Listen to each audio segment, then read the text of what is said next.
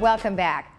Today we have David Lang, who is here with the South Orange County Community College District, and as always they have wonderful stuff to report, which is pretty usual for you guys, and I'm always so excited to hear about it because, as I mentioned to you before, I did attend Saddleback College and is always so impressed excuse me, with all the different things that are going on. So take it away. Oh, okay.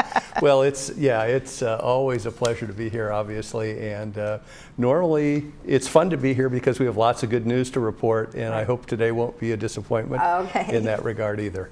All right, well, go right ahead. So you've got some things going on in the area, and I know that the service area is a wide. Tell me what the service area is. So we basically cover all of South Orange County, which encompasses about 382 square miles. Okay.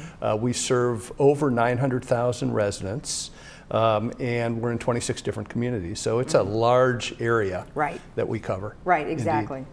Okay, and did you guys have anything happen with your budgets? Well, we did. At this last meeting on Monday, June 24th, we passed our tentative budget for the year. Okay. And it was a record budget in terms of totals.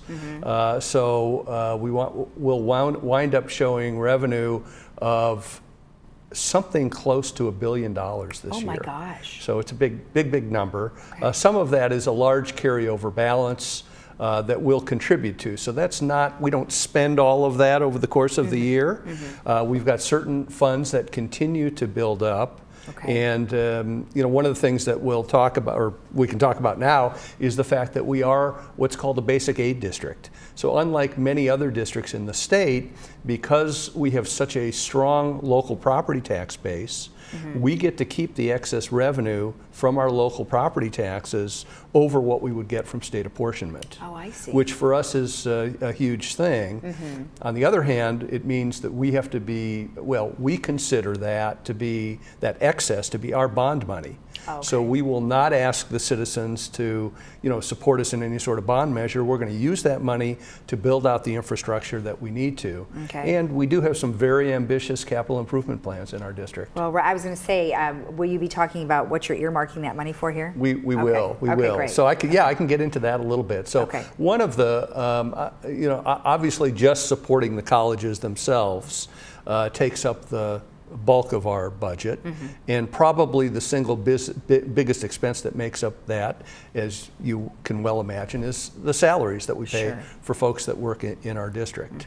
We're one of the big employers, frankly, in South Orange County. Exactly. And you have good teachers, and that's what's important, right, to be competitive. That's exactly right. So we have, we like to think we've got some of the best teachers in the state, and in order to retain that kind of talent, you need to pay them fairly, and I think we do that. Right. In addition to that, as you may recall, we were the recipient of about 60 acres from the old Tustin Marine Helicopter Base, and we have decided, or we decided a number of years ago, that we would basically focus that effort on high technology. Okay. And that would be a very participatory initiative involving both our colleges, Irvine Valley College and Saddleback Community College. Okay. So the first building that we have there now is basically a science program type of building that we teach classes there. Okay. But we're also looking to try and partner with a lot of other organizations in the community. So, for example, we hope to be able to partner with UCI on some initiatives, perhaps the Cal States, as well as businesses that are looking for an educational component. I see. Would you be gearing maybe those buildings more towards a science research kind of thing if you were partnering with UCI? I would say STEM will be a big component of that. Science, technology, et cetera. So yes, that will be something that we will very much concentrate. That's exciting. That's a lot of land. It is, and it has been a laborious effort over the years. We've been going at this for many, many years. I think there are a lot of folks, including the trustees, that would frankly like to have been a little maybe further along with our plans, in fact, than that we are. But we're going to keep plugging away, and we know that eventually good things are going to come from Well, this. you want to get it right for sure. One thing I noticed is that you guys were able to keep your enrollment fees at $46 a unit. Isn't that incredible? That is amazing. Yes. Community colleges continue to be the best bargain in the entire educational system. And I hope and I think that a lot of people really appreciate that. Community colleges have a lot of different mandates that include obviously both training students for technical education, teaching students that will eventually transfer to the four-year institutions, the universities and the state colleges, as well as we have a thriving emeritus program, as you well know, here in this community. So, and our trustees are very committed to the emeritus program, as well as all of the other programs as well. Obviously, you can't be all things to all people, but I think if anybody does a great job of trying to serve all of those different constituencies, it's the community colleges. Yeah, great. And then tell me about the second line that you have there about a second year of free tuition. What does that actually comprise of? Well, so the state basically has decided that obviously the cost of education is significant for students. We want to try and make it a little bit easier for our students so that they aren't as significantly in debt when they when they graduate from college. And I think that's really the state's effort along those lines. Now, frankly, am I a very strong proponent of that? I have to admit I'm not. I happen to think that you probably value something a little bit more when you have to pay something for it.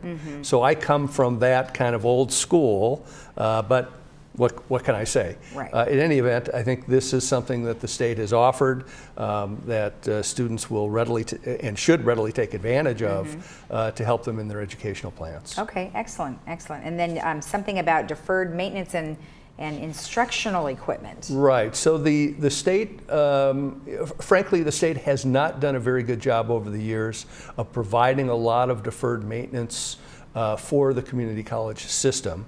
And Saddleback, as you know, is an older campus, and we have a significant amount of deferred maintenance. Fortunately, we've been able to pay for a lot out of the college budget and using funds from basic aid that we don't consider to be ongoing type funds in order for those purposes. So it's nice to see that the state is contributing towards that deferred maintenance pot. It's much needed. Okay. So what are maybe some of the things that you're going to be working on over the course of this next year? Well, let's see, specific deferred maintenance projects. Actually, I brought a copy of our budget. And, and I should mention to your viewers that all of this information is available online. If you go to our website, South Orange County Community College District.com, you can look up our budget. So we're very transparent in terms of our finances, which is a great thing. So a couple of things on the, let me see if I can quickly answer your question regarding what's coming out of that deferred maintenance pot. Well, it's a whole variety of different capital improvement projects. I'm not going to have a lot of the specifics. Some are what they call access control projects. Some are ADA projects for disabled students. Other scheduled maintenance. We put a lot of money in towards technology in both developing our own software as well as making hardware and software available to our students because that's such a large component of education these days. Well, I know, and to make it easier for them to register for classes or to get information from the teachers. Sometimes you have the classes that you don't have to actually be on campus for, and they need to get all of their information. No, that's exactly a lot. Right. And I tell you, we have some of the sharpest technology people. I'm bragging a little bit here, so excuse me, in our district. they have developed some very unique programs, one of which is called MAP, or My Academic Plan, and it basically allows the students to lay out what their academic plan will be for the years that they are with us. And I think frankly, I think people have found it to be a very helpful tool, and it's something I think that other community college districts are starting to copy and model. Well, anything that's going to help them, transfer to their, four-year college of choice is excellent if that's what they choose to do. Okay, so your fall semester begins, wow, August 19th. Is that earlier than normal? No, that's about in keeping with how we've done it before. So yes, you're right. We are coming up on a new academic year very shortly, and I think people are very excited about that. Yes. We certainly are. And again, I want to just leave everybody with the notion that we are in great fiscal shape in our district, and we'll, I think, continue to monitor that very closely. We've got a great management team in place, great teachers, so it's happening here at South Orange County Community College District. I mean, it's like you said, it's very competitive. People flock to come here, and you give everybody a nice alternative. So thank you. Good job. Thank you. Thank you. Nice to see you. Nice talking with you. All right. So if you want more information, remember, you can always go to SOCCCD.edu. Okay. Correct. We'll be right back. Sometimes you just